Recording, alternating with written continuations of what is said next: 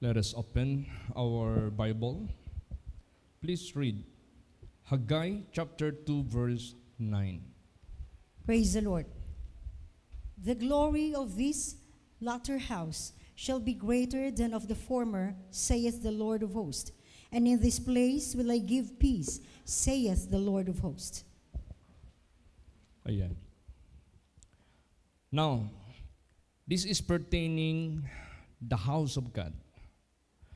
At alam naman po natin, the house of God is our body. This is the temple of God. Now, God is the God of development, improvement, excellence. So, gusto ng ating Panginoong Diyos, this house must be improved. No? Kailangan mag-improve ito. Sinabi diyan, the glory of this latter house shall be greater than the former, saith the Lord of hosts. And in this place will I give peace, saith the Lord of hosts. So, kaya sa buhay po natin, let us improve ourselves in terms of our spirituality, our faith, our hope, our obedience, the fear of God. Lahat na ipinagkaloob ng Diyos sa atin ng opportunity na maging partakers of His divine nature. Kailangan talaga natin yan pagsikapan. Praise the Lord. And after we have sought spiritual things, after we have sought the kingdom of God and His righteousness, then all these things shall be added unto you. Tulad na lang ng ating future church na ating minimithi ng ating puso. Dahil in every June 15, hindi na capable itong ating present area to accommodate. Ngayon, in His time, He will make all things beautiful. But dyan tayo papunta. No? Dyan tayo patungo. Bakit? Hindi ito plano ng tao. Hindi ito projection ng tao. Hindi ito statement ng tao. Ang sabi dito, the glory of this latter house shall be greater than the former, saith the Lord of hosts. Siya nagsalita nito eh. And in this place will I give peace, saith the Lord of hosts. See? Bakit? Ano pala ang ating Panginoong Diyos? You know, God is the God of glory. And He is the King of glory. Makita lang natin, minsan mayroong choir dito na inawit, His Majesty. He will come. Ano pa yan? The majesty and glory. Now, ang Panginoong Diyos natin, He is the God of glory and the King of glory. So itong katawan natin, physically, dapat ito ma-improve, no? Spiritually, itong vessel of God na ito. Then the rest just will follow. Susunod lang yung lahat. Spiritual temple and the material temple. Ipo-provide lahat yan ng Diyos. At ang pag-provide niyan at ang pag-fulfill niyan, hindi na nakasalalay sa tao. Hindi nakasalalay sa ating kapwa members. Hindi nakasalalay sa pastor ninyo dito. Hindi nakasalalay sa kanino pa mang kongregasyon. Kundi nakasalalay yan sa nagsalita. Praise the Lord. Kasi pag nagsalita ang ating Panginoong Diyos, gagawin at gagawin niya yan. Susundin at susundin niya yan. Gagawin at gagawin niya yan. Because He is the God of glory. He is the King of glory. Kaya itong ating katawan will be filled with the glory of God. At someday, yung future natin na bigger church, gagawin din ng ating Panginoong Diyos more glory than this present. Tingnan natin kung ano ang ating Panginoong Diyos. Psalms 24:7 hanggang verse 10. Praise the Lord. Lift up your heads, O ye gates, and be ye lift up, ye everlasting doors, and the King of glory shall come in. Who is this King of glory? The Lord strong and mighty, the Lord mighty in battle. Lift up your heads, O ye gates, even lift them up, ye everlasting doors, and the King of glory shall come in. Who is this King of glory? The Lord of hosts, he is the King of glory. See? Glory. What do you mean of glory? Glory that is beauty. Glory that is His, yung kanyang pagiging pagka marangal, marilag, lahat na makikita natin na matatawag nating kingly glory. Sinabi dito, lift up your heads, O ye gates, and be lift up, ye everlasting doors, and the King of glory shall come in. Who is this King of glory? The Lord is strong and mighty, the Lord mighty in battle. Lift up your heads, O ye gates, even lift them up, ye everlasting doors. The King of glory shall come in. Who is this King of glory? The Lord of hosts. He is the King of glory. So, He will be coming in. The King of glory. So, yung kalwalhatian ng Diyos, He is mighty in battle. So, sa buhay natin, number one, because God is the King of glory sa buhay natin, and He is mighty in battle, we are not defeated. No? Hindi tayo matatalo. We shall not be defeated by the enemy of God. But we shall overcome him through our Lord Jesus Christ. So puno tayo ng katagumpayan sa buhay natin. Unang-una, i-defeat muna natin si Satanas. Ikalawa, i-defeat natin lahat ng mga challenges sa buhay natin. Ikatlo, mag-abound tayo sa gawain ng ating Panginoong Diyos na pinapagawa niya sa atin. And let us remember, our God is the God of glory, the God of victory, the God of success, the God of prosperity, the God of triumph, katagumpayan. Praise the Lord. Kaya habang tayo naglilingkod sa ating Panginoong Diyos, unahin mo talaga this temple of God. This house of God must be developed. It must be the former glory, and the future glory must be greater than the former. So you are improving. We are developing. We are getting stronger. Our direction getting higher. Kaya ganun po ang Diyos natin na ating pinaglilingkuran. So, pahintulot niya mangyari ang lahat. No? Iga-grant niya. Kasi this is His statement eh. This is His promise. No? This is His pronouncement. He is the God of glory. He is the Lord of glory. He is the King of glory. Mighty in battle. Kaya matagumpay tayo. Sabihin mo, pastor, sa Israel lang yan. Pastor, sa mga people of God lang yan nung unang panahon sa Old Testament. No, I tell you. Even we are Filipinos. God has no respecter of person. Walang hinihirang ang Diyos. Basahin natin yan. James chapter 2 verse 1. Praise the Lord.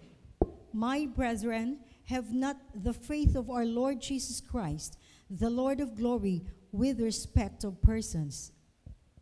Yan, wala siyang hinihirang na tao. My brethren, have not the faith of our Lord Jesus Christ, the Lord of glory, with respect of persons. Wala siyang hinihirang na tao. Praise the Lord. Kaya kahit Pilipino tayo, we can still claim the greater glory, spiritual glory, and the material glory just will follow. Susunod lang yan lahat. Yung devotional minsan dito, na ang message is, without the salvation, all riches and glory of this world is lighter than vanity. Tapos nilagay doon, all nations, all nations are lighter than vanity. Kahit tipunin mo pa lahat ng bansa na nag-develop sa mundong ito, in the eyes of God, mas magaan pa sila sa walang kabuluhan. Bakit? The earth is just but just as small as dust among all the universe na kanyang nilalang. How much more little yung nakatira dito sa earth na ito. Mas maliit pa sila sa alikabok. So, ang ibig sabihin yan, anumang pinagmamayabang ng lahat ng bansa sa sanglibotang ito, unless they are having the salvation of God, the eternal glory of God, the eternal riches of God, the eternal life na ibibigay niya, yung lahat ng pinagmamayabang ng mundong ito, they are all lighter than vanity. Kaya napaka-importante yung ating glory sa temple na ito na mag-develop lagi, mag-excel tayo, mag-abound tayo sa glory of the Lord. Praise the Lord. Yung spirituality natin. Then lahat ng ating mga dati nang pinoproblema, dati nang iniisip, dati nang kabigatan, dati nang pasan natin, dati nang hindi natin na-overcome, dati nating kinakatakutan, dati nating kinaabalahan, hindi na yan natin problema. Unahin lang natin yung spirituality. Lahat yan, tutuparin lahat ng Diyos na mga challenges sa buhay natin, lalo't na sa mga pinapagawa ng Diyos sa atin sa work of the ministry. Remember that our challenge is not only ourselves. Our challenge is not only our family. Our challenge is how to serve the people of the world, is how to spread the gospel all over the world. Malaking challenge yan sa buhay natin. Pero lahat yan, gagawin ng Diyos yan. Praise the Lord. Siya yung kikilos ng kanyang kapangyarihan. Yung sinabi kanina sa first verse, I will give peace. Napaka-importante itong peace, kapayapaan. You know, kapayapaan, that is the fruit, no, of obedience. Trouble and fear and lahat ng mga kabalisaan sa buhay, that is fruit, bunga lang yan ng disobedience. Pero kung obedient ka, yung peace, the peace of God that passeth all understanding, ibibigay yan ng Diyos. Kaya yung prosperity hindi mangyari if there is no peace. There will be no peace if there is no obedience. Kaya napaka-importante yung temple na ito, house of God na ito. Kailangan talaga mag-develop, mag-improve talaga ito in righteousness, in obedience to our God. Then meron tayong peace. Then pag merong peace, may development. Pag merong peace, punta ka ng ibang-ibang bansa. If there is peace, mabilis ang development. Hindi sila abala masyado sa tinatawag na yung bang insurgency, yung kaguluhan.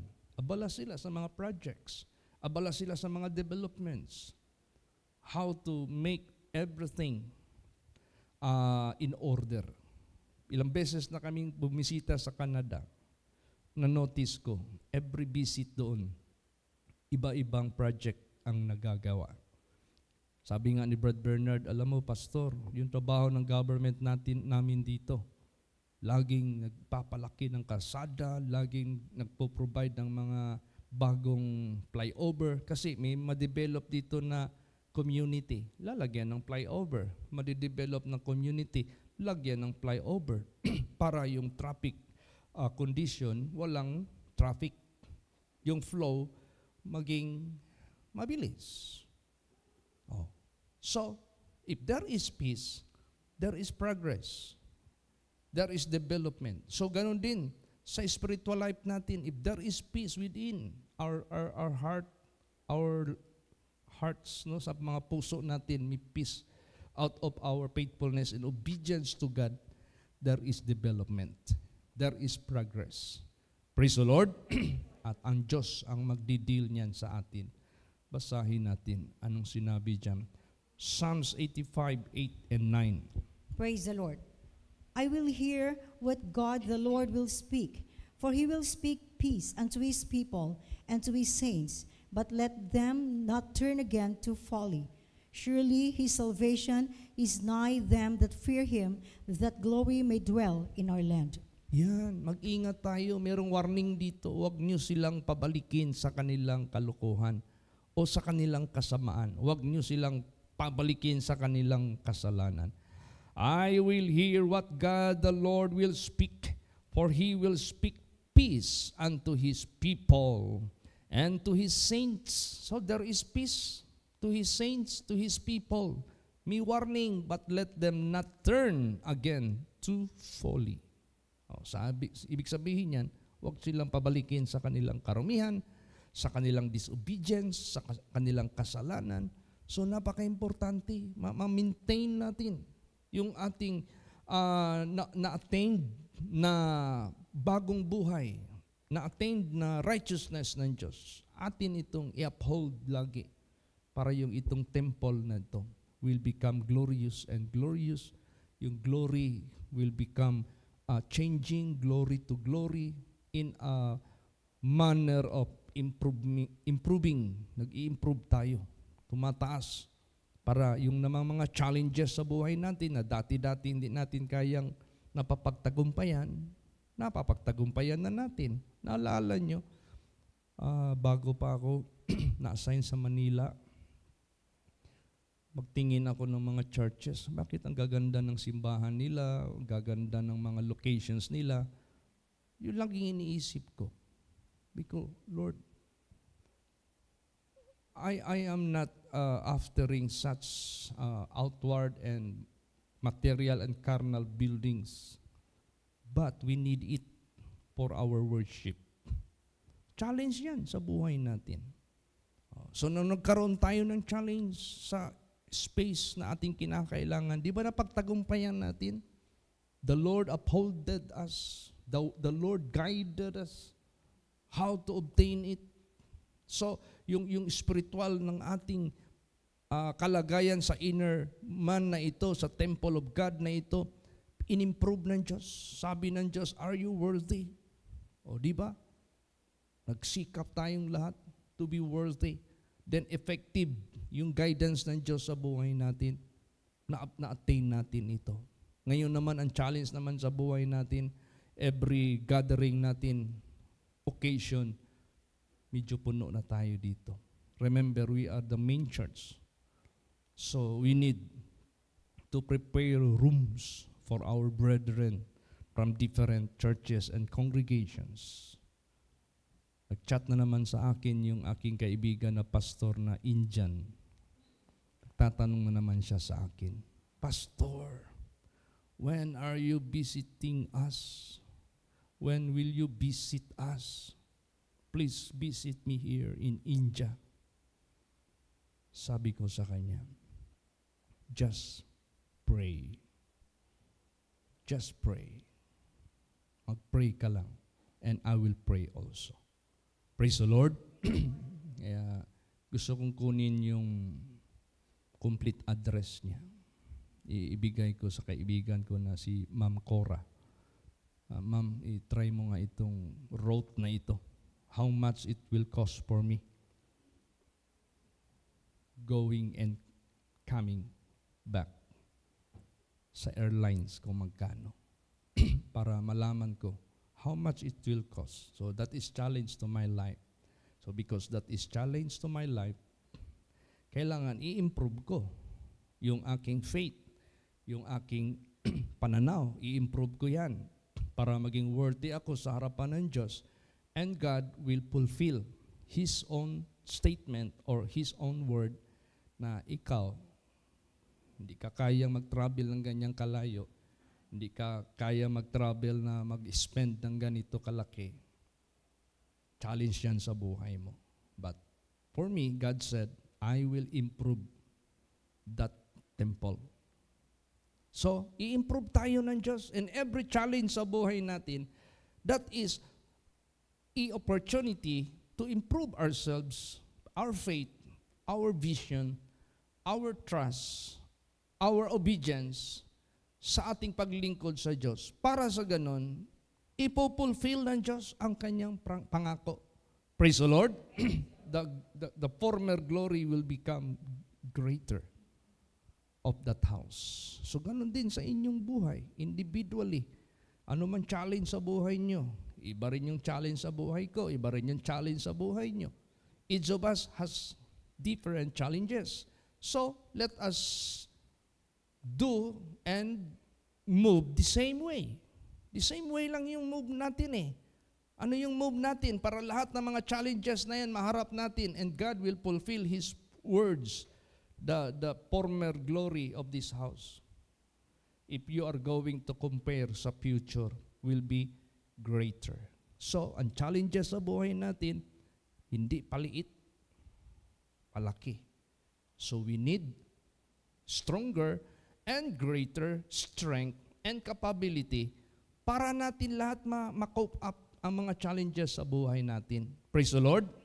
So, ganun sa buhay ninyo, may kanya-kanya tayong challenge. Gamitin natin yung kalakasan ng Diyos. Surely, sinabi dito, His salvation is nigh them that fear Him. Ang takot sa Diyos, hindi malayo doon sa mga, ang kaligtasan hindi malayo doon sa may takot sa Kanya. Kasi hindi ka gagawa ng kasalanan. Praise the Lord. Yan lagi nating tandaan. That the glory may dwell in our land. No? Para ang kaluwalhatian, papasok sa ating lupa, papasok sa ating pamumuhay, papasok sa ating lahat yung glory ng ating Panginoong Diyos. Yung kanyang mga pangako, yung kakayahan, yung kaluwalhatian, yung katagumpayan, lahat-lahat na. Walang challenge sa buhay natin na hindi natin mapagtagumpayan. Amen? Praise the Lord. Pakilusin natin ang kapangyarihan ng Diyos. So paano natin pakilusin ang kapangyarihan ng Diyos? Lagi nating basihan ang lahat ng kanyang mga banal na salita. Let us follow through. Sundin lang natin. Tingnan mo. This is very accurate and very effective. See? So ang glory ng Diyos, yan yung makikita sa ating Panginoong Hesukristo. And that glory of God which Jesus Christ brought to us here, that glory will never depart sa buhay natin. But that glory will be developed, will become more greater and greater. Amen? Praise the Lord. Basahin natin ano ang nakita natin kay Lord Jesus Christ na dala niya dito. John 1:14. Praise the Lord. And the Word was made flesh and dwelt among us, and we beheld His glory, the glory as of the only begotten of the Father, full of grace and truth. Yeah. See, yan yung hatid ni Kristo dito sa atin when He came into this world. He dwelt among us. What kind of aura, what kind of beauty. And we beheld His glory as the glory of the only begotten of the Father, full of grace and truth. See, pag sinabing grace, puno ng biyaya at ng katotohanan. Katotohanan dahil lahat ng kanyang mga statements are true and faithful. Grace full of favors, full of blessings. Kaya nga yung mga bisitahan ko ng mga churches, nag-iisip talaga ako, Lord, what I may be able to impart every church I visit as much as possible. What are those necessities na nakikita sa kanila? Help me, Lord. Make me able to grace them. Praise the Lord. Hindi lang ako basta magtayo lang doon, magbigay ng Word of God. I must have something to impart to them. That is a very significant necessity for that congregation or for that church. Jesus, full of glory when He came into this world. Praise the Lord. So kaya, that is challenge din yan sa buhay natin. Hindi lang yung isipin natin, sarili lang na kongregasyon natin. No, let us think others as well. Hindi kayang ating iniisip, yung ating pamilya lang, how about other people? So ngayon, dahil iniisip natin sila, let's pray. Lord, give me, make me full of grace as you are. When you came here into this world, you brought full of grace and truth. So ganun din sa buhay namin, Panginoong Diyos. And pag gagawin mo ito sa buhay namin, your image is reflecting in our personalities. Praise the Lord! Magre-reflect yung image ng ating Panginoong Hesukristo, full of grace and truth. So challenge ito sa buhay natin. Do we have such kind of grace?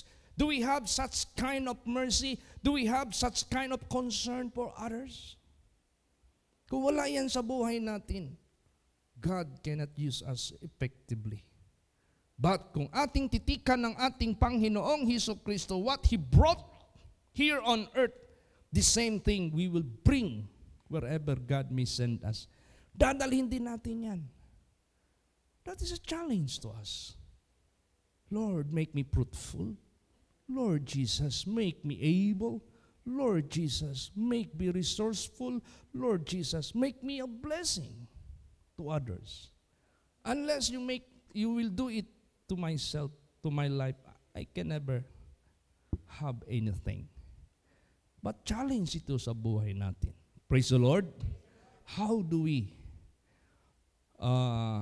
observe what we observe to Jesus? Kung ano yung na-observe natin kay Jesus, sabihin natin, Lord, you are no longer here physically. And you are already giving it to your servants. And I am your servant. Sino ka man, ano mang dinala mo dito sa mundo, give it to me. And I will do it as what you have done. Challenge yan sa buhay natin. Amen? Praise the Lord. Kaya, Jesus Christ is putting us His glory to us. And that glory, not suppose, hindi ito pwede suluhin lang natin. That glory must be seen anywhere of this world. That glory must be shared to anywhere, to any places of this world. Kaya sabi ko, Lord, pinupursige na ako ng friend ko na Indian. What is your purpose of sending me there? Lord Jesus, make me able and make me gracious for your glory and for your honor. At hindi lamang yan, kundi dito sa ating locality. Let us always ask the Lord, Lord, make me gracious. Lord Jesus, make me a blessings. Bless me with your blessings. Let me do what you have done, full of grace and truth. Praise the Lord. Kaya kung yung ministration noong unang panahon in the Old Testament was glorious, how much more the ministration of this new? It is more glorious. Basahin natin yan. Itong present natin ngayon. 1 Timothy 3:16. Sige po. Praise the Lord. And without controversy. Sorry. 2 Corinthians pa pala. 3:9 hanggang 10. Praise the Lord.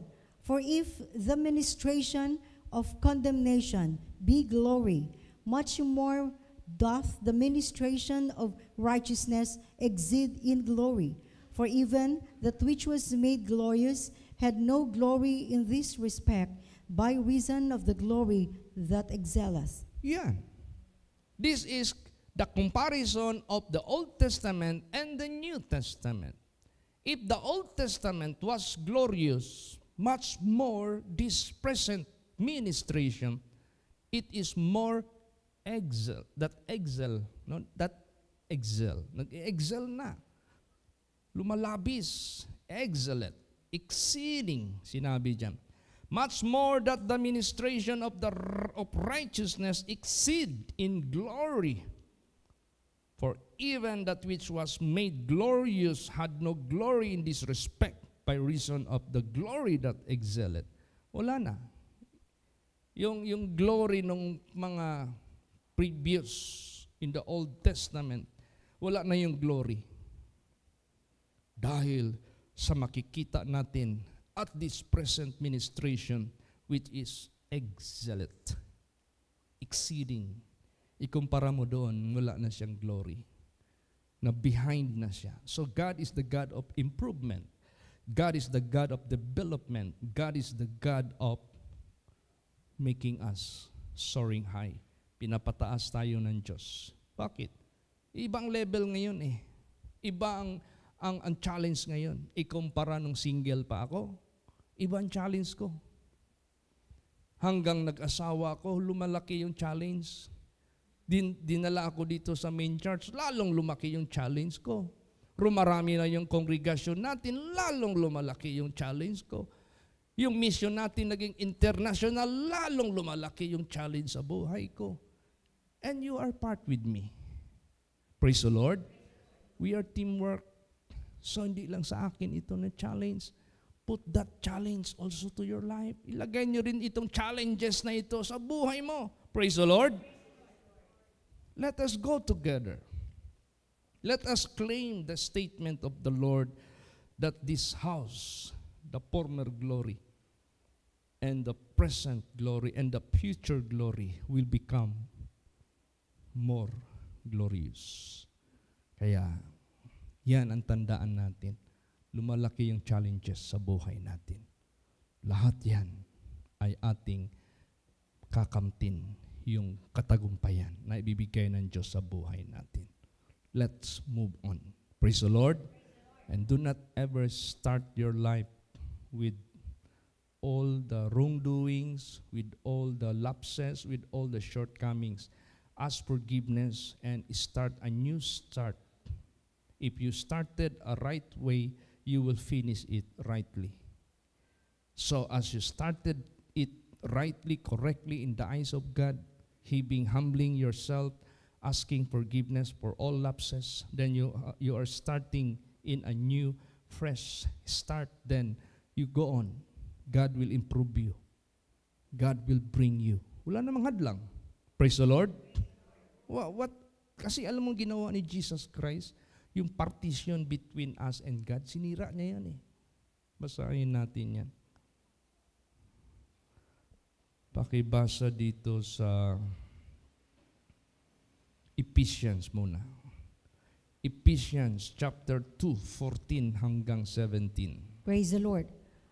For he is our peace, who hath made both one, and hath broken down the middle wall of partition between us, having abolished in his flesh the enmity, even the law of commandments contained in ordinances, for to make in himself of twain one new man, so making peace, and that he might reconcile both unto God in one body of the cross, having slain the enmity thereby, and came and preached peace to you which were afar off, and to them that were nigh. Yan. Inabolish niya yung enmity. Enmity means enemy. Enemy means dulumtanan, kaaway, kasilagan. Say, that naging hadlang sa atin. Inabolish niya yan by the cross. Forgiveness, redemption, atonement, redemption sa ating kasalanan. So wala nang hadlang. Then, start with a fresh start. Then habang nagpatuloy ka, God is the God of development. God is the God of improvement. God is the God which will change you from glory to glory, changing us. Praise the Lord. Pag sinabing from glory to glory, this is not the same glory, the former glory. Pag sinabi niya changing from glory to glory, this is improving. This is developing. This is increasing. This is going higher. Kasi ang challenge natin lumalaki. Praise the Lord. Huwag tayong mabahala ano mga challenges na ating hinaharap sa buhay natin sa sanglibutang ito. Now, dito yung glory ng Diyos na hayag sa atin. Time will come, we will receive the glory eternally. Basahin natin yan. Pakibasa, 1 Timothy 3:16. Praise the Lord. And without controversy, great is the mystery of godliness. God was manifest in the flesh, justified in the spirit, seen of angels, preached unto the Gentiles, believed on in the world, received up into glory. Ayan. Tingnan mo ang ating Panginoong Hesukristo sa walang pagtatalo. Dakila ang misteryo ng pagka-Diyos. Diyos na hayag sa laman. Justified in the spirit. Napatunayan sa Espiritu. Seen of angels, nakita ng mga anghel. Preach unto the Gentiles. Believe on in the world. Receive up into glory. See, the God is the God of glory. The God is the God of victory. Kaya sa buhay natin, that glory will never turn into shame. Hindi yan maghatid sa atin sa kapahiyaan. So we will be overcoming this world. We will be having the triumph, yung katagumpayan sa lahat ng mga challenges sa buhay natin. Yan ang maging direksyon ng ating paglilingkod sa ating Panginoong Diyos. Praise the Lord. Alam mo, pag ang ating Panginoong Hesukristo ay gagawa nito, sabihin ko po sa inyo, this is amazing. This is wonderful. Kaya nga, praise and glory must be given to Him because without Him, there is nothing that is being done successfully. Wala tayong katagumpayan, wala tayong improvement, wala tayong development, wala. Kaya lahat ng mga challenges na hinarap natin ngayon, let us face it. Praise the Lord. In the name of our Lord Jesus Christ, then, basta, do not go back to your fully. Huwag ka nang bumalik doon. Be faithful. Be obedient. Tingnan natin ang magiging buhay mo. Maging marangal, maging matagumpay, dahil ang Diyos ang gagawa ng kanyang pamamaraan. Peace ang importante sa atin between God. Peace because we don't have any amiss against God. Wala tayong ginawang masama sa Kanya. Basahin natin ano ang sinabi dito, ang Kanyang pinipreach sa mundong ito. Basa Acts 10:36. Praise the Lord. The word which God sent unto the children of Israel, preaching peace by Jesus Christ, He is Lord of all. Yes, the word which God sent unto the children of Israel, preaching peace by Jesus Christ, He is Lord of all. Now, paano ma-avail yung peace ng tao sa mundong ito? And Jesus is preaching peace. Repent. Turn away from your wicked ways. Then your trouble, your case, everything is settled. You have peace at all. Praise the Lord. And follow and be obedient so that you may receive His promises, you may receive His blessings, you may receive all what He said, what He promised. Kaya sa buhay natin, yung fullness ng Diyos dapat makita sa atin. Kung ano yung dinala ni Jesus dito na glory, yun din ang ating makamtan. Kung ano yung binibigay ng Diyos na glory, yun din ang ating ipamimigay sa mga tao sa mundong ito. Last verses, basahin natin. Colossians 1:19 hanggang 21. Praise the Lord. For it pleased the Father that in Him should all fullness dwell, and having made peace through the blood of His cross, by Him to reconcile all things unto Himself. By Him, I say, whether they be things in earth or things in heaven. And you that were sometime alienated and enemies in your mind by the wicked works, yet now hath He reconciled. That is the ministry of reconciliation. Yun na yung purpose ng Diyos sa buhay natin. Why there are challenges, why there are invitations, why there are so much works to do. Bakit napakarami? Because for the purpose na ang mga tao makita nila sa atin yung glory of God. Makita nila sa atin yung salvation of God. Makita sa atin para sila mabalik sa Diyos. Pag ang tao ma-reconcile sa Diyos, peace attained. Salvation shall be attained. Lahat yan, blessings shall be attained. Kaya, let us be a blessings to all people of the world. Praise the Lord. So, malaking challenge ito sa buhay. Ito yan, main church tayo. Hindi nakarely sa branches natin ang pagtayo ng big church. Hindi rin nakarely sa akin. Hindi rin nakarely sa inyo. Ang pagtayo natin ng big church nakarely sa ating buhay na Diyos na nangako ng dalawa. Bakit dalawa ang pangako ng Diyos? The physical, literal, and material, and the life which is to come, the eternal. Godliness is profitable unto all things, having promised the life that now is. If the glory of the former temple will be more glorious than the past, no? Yung future temple mas glorious kaysa past. Ganun din ang mangyayari sa buhay natin. This is not contest, but this is just the demand of our ministry. Praise the Lord. If the ministration in the Old Testament was glorious, much more this present ministration exceeding glorious.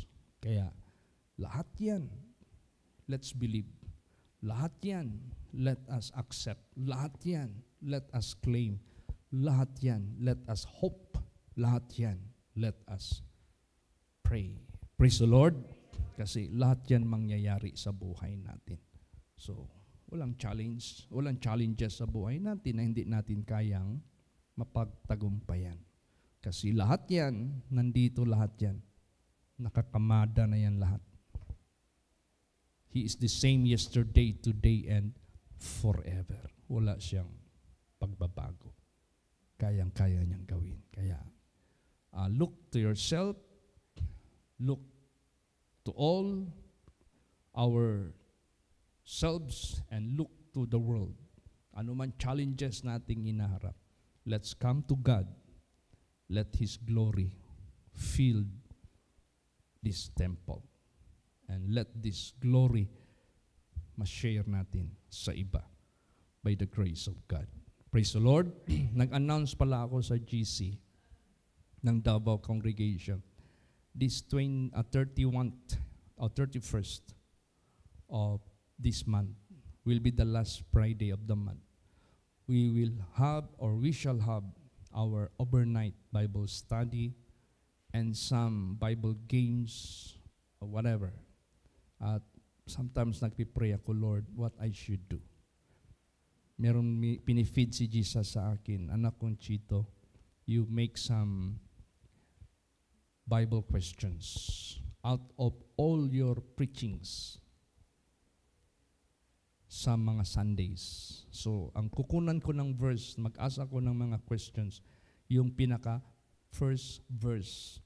Kaya mag-ungkat kayo ng mga live ko kung ano yung mga verses na naunang pinaka main verse. Doon ako magbabase ng mga questions sa ating overnight Bible study. Praise the Lord. To refresh you. Para ma-refresh ang lahat. Amen? Then mag-ask ako kay Jesus ng topic, Lord, what I must do as a Bible study for your people, Davao congregation. Give me a topic and give me yung anong highlight na gusto mo. Hindi ako magbabase sa sarili ko. And I know Jesus will give it what is present. Challenge. Yun ang nafe-feel ko na ibigay sa atin. Praise the Lord. The current situation of our ministry, kung ano man yung challenge binigyan ng Diyos sa atin, paghandaan natin yan spiritually. Paghandaan natin yan mentally. Paghandaan natin yan lahat physically. Kasi matutupad man talaga yan. And we must be prepared. And we must be knowledgeable about Him, about His will, about His purpose, lahat about His covenant. Kaya, to God be the glory, God may bless. So mag-start ng 8 o'clock yung ating overnight Bible study. Praise the Lord. Hanggang 12 ng madaling araw. Then, hindi ko naman nire-require kayo talaga. If you just have something to bring, kung meron lang kayong madala na for our midnight snack, mag-share lang tayo. Praise the Lord. What God hath made you able to bring, just bring it. Para meron din tayong midnight snacks after our events. So to God be the glory. Wag nating kalimutan. The glory of this latter house shall be greater than the former, saith the Lord of hosts. And in this place I will give peace, saith the Lord of hosts. Let there be peace among us. Praise the Lord. Magsitayo po ang lahat.